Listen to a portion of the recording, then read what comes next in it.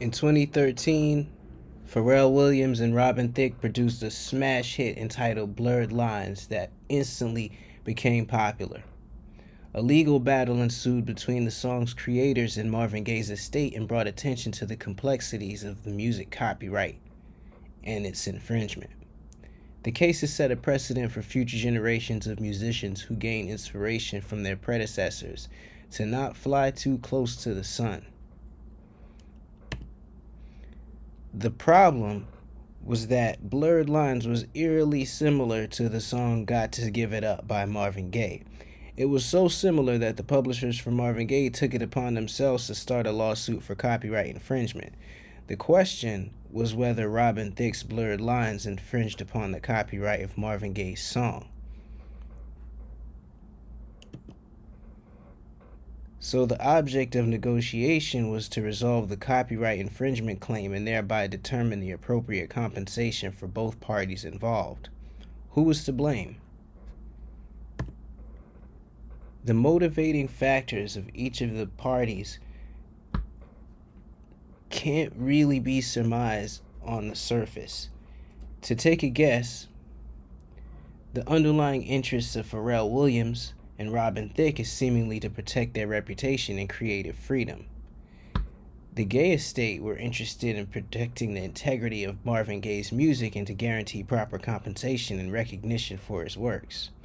From a different perspective, their interest could be seen as paying off $9.2 million in debt owed by the Gaye Estate, as it was previously known to be bankrupt. The bargaining position of Pharrell and Robin Thicke is that they did not copy Marvin Gaye's music directly, but were inspired by the composition and thus owed nothing. They didn't need to pay a single penny, they thought. They cited the different melodies and chord progressions from Got to Give It Up, while Marvin Gaye's estate sought to establish that Blurred Lines replicated the overall feel and sound of its inspiration. Without close inspection, it's almost identical and uncreatively derivative, but the Gaye Estate sought $7.4 million in damages and 50% of future royalties. A few concepts related to negotiation that played a role include negotiation psychology. Problem solving is a basic skill set necessary to negotiate the deal, and it involves assessing the situation and coming to a solution with the least resistance or optimal outcome. Communication played a major role in the outcome of the case also, the lack of communication as well. The Gaye Estate attempted to receive a settlement, purportedly, a form of alternative dispute resolution, from Williams and Thicke prior to pursuing legal action.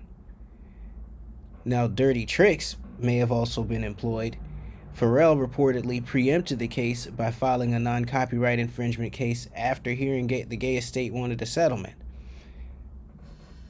Game theory may have come into play when considering that this is a zero-sum game, where if one person wins, the other doesn't. It also seems applicable in that it has multiple agents at play who determine the outcome.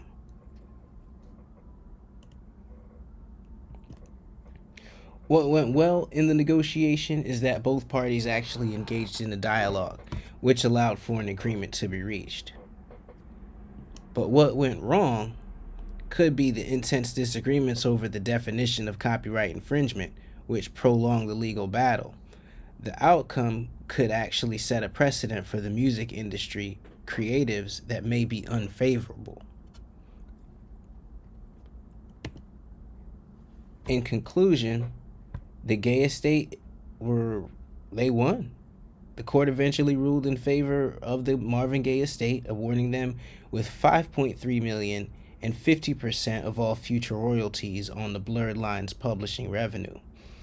It has raised questions about the boundaries between inspiration and duplication, and it sets a precedent for future generations of songwriters and music producers alike as to what can and can't be considered copyright infringement. Typically, copyright infringement boils down to something tangible, and in this instance, it boiled down to the feel of a song. On close inspection, you could see that the songs are totally different. Yes, they do share a similar vibe and feeling, but it's not a copy. But who knows what's next?